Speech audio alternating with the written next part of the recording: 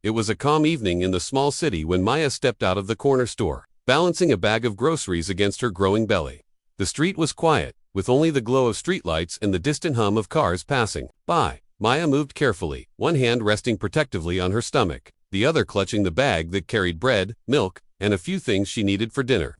As she walked past a parked patrol car, her sleeve brushed lightly against the side mirror. It was nothing, barely noticeable, but the officer inside snapped his head toward her. Officer Mark, known for his temper, swung his door open and stepped out with an arrogant glare. "Hey, watch where you're going," he barked, his voice loud enough to make Maya freeze. She turned quickly, startled, and said softly, "I'm sorry, I didn't mean," but before she could finish, Mark took a step closer, towering over her with hostility.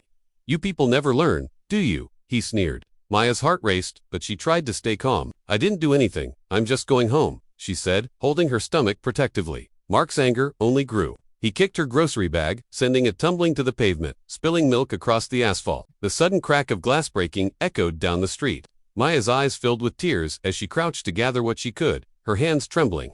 A couple of bystanders stopped at the corner, watching in disbelief, but fear kept them silent. Maya's chest tightened, not only from the humiliation but from the risk to her unborn child. She looked up at him, voice shaking but firm. "One day, you'll regret this." For a moment, Mark smirked as if untouchable, not knowing the storm about to come. Maya's voice trembled as she tried to reason with the officer. Her arms instinctively wrapped around her belly as though shielding her child from the hatred spilling out of him. Officer Mark's eyes burned with contempt, his posture stiff, and his hand resting carelessly on his belt as if he was daring her to say more. "You think you can walk around here like you own the place?"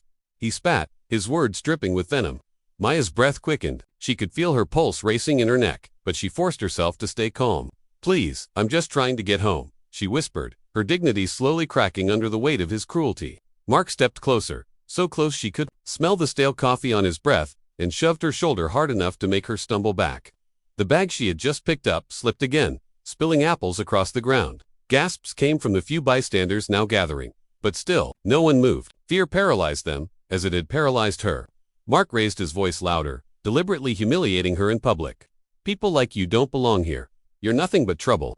His words cut deeper than his push, each insult striking her pride like a blade. Maya steadied herself, one hand holding her stomach as if to reassure the tiny life inside. Tears blurred her vision, but she refused to collapse. With shaky breaths, she looked straight into his eyes. "I won't forget this," she said quietly, her voice almost breaking but carrying a weight that unsettled him for a brief moment.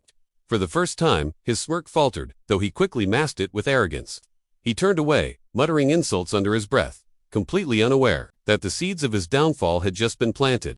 Officer Mark strutted into the station with the same arrogance he wore like a second skin, believing himself untouchable. The incident with the pregnant woman barely lingered in his mind.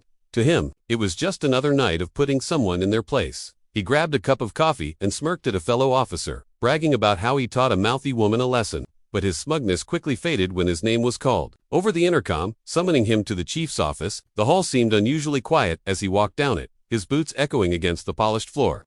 When he entered, his chest puffed with false confidence, but it collapsed instantly at the sight before him. Sitting in a chair across from Chief Daniels was Maya, the same woman he had shoved, kicked, and humiliated just hours before. Her eyes, though tired, burned with dignity, and her hand rested protectively on her stomach. Mark's mouth went dry. The chief rose slowly, his expression unreadable, until fury broke through like a storm. "Do you have any idea who she is?" Chief Daniels' voice thundered, making the walls tremble. Mark stammered, searching for words, but nothing came. The chief's glare was ice cold as he placed a firm hand on Maya's shoulder. "This woman is my wife," he declared, his voice sharp with both pain and rage. "She is carrying my child, and you laid your filthy hands on her." Mark's world spun, his face drained of all color as the weight of what he had done sank in. His arrogance, his hate, his reckless cruelty, all of it collapsed in a single crushing moment. The room seemed to shrink around him, the chief's words hammering in his ears. For the first time in his career, Mark felt real fear. Officer Mark's knees nearly buckled as the chief's words echoed in the office, each one striking like a hammer. His lips moved, desperate to form excuses, but his voice came out broken and hollow. "Sir, I didn't know. I thought she was Chief Daniels," slammed a fist against the desk, silencing him instantly. "You thought wrong? You thought your badge gave you the right to abuse, to insult, to attack. But you just made the biggest mistake of your life." The chief's fury cut deeper than any punishment Mark had ever faced, and when he looked toward Maya, her expression wasn't just pain, it was filled with disappointment. the kind that lingered long after wounds faded. Within hours, the department launched a full investigation. Witnesses who had stood frozen the night before now came forward with trembling voices, describing everything they saw. Worse still, phone videos began to spread online, capturing Mark's cruel words. The shove, the kick, the grocery spilling into the street. The footage ignited outrage across the city, flooding social media and local news. Mark's fellow officers, once his friends, looked at him with disgust. The pride he carried in his uniform dissolved into shame as he was suspended. On the spot, stripped of his badge and gun, in front of the same people he once bragged to. At home, the silence was unbearable. His phone buzzed endlessly with threats, insults, and reminders of what he had done. Neighbors avoided his eyes. Strangers spat at his name. For the first time in his career, the man who once wielded power, through fear, was now powerless, exposed, and utterly alone. His arrogance had turned into ashes, and the fall from respect to disgrace was faster than he could ever imagine.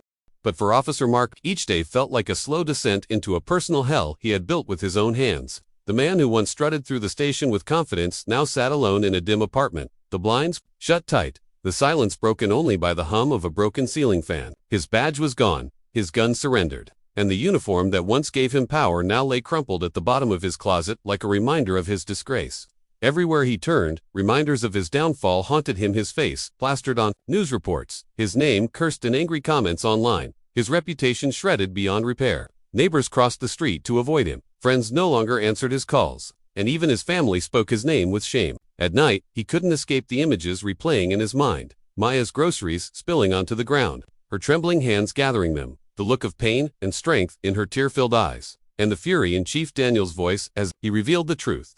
The weight of his actions pressed harder with every sleepless hour, and regret consumed him like a disease. He thought about the child growing inside Maya, the child he had endangered with his cruelty, and the realization clawed at his conscience until it left him hollow. He would never again wear the uniform, never again command authority, never again be respected. His arrogance had destroyed him, and now he lived only with the echo of his own mistakes. Staring into the darkness, Mark finally understood the cruel irony of his downfall. He had spent years using fear to control others. But now, stripped of everything, he was the one left powerless, haunted, broken, and drowning in regret.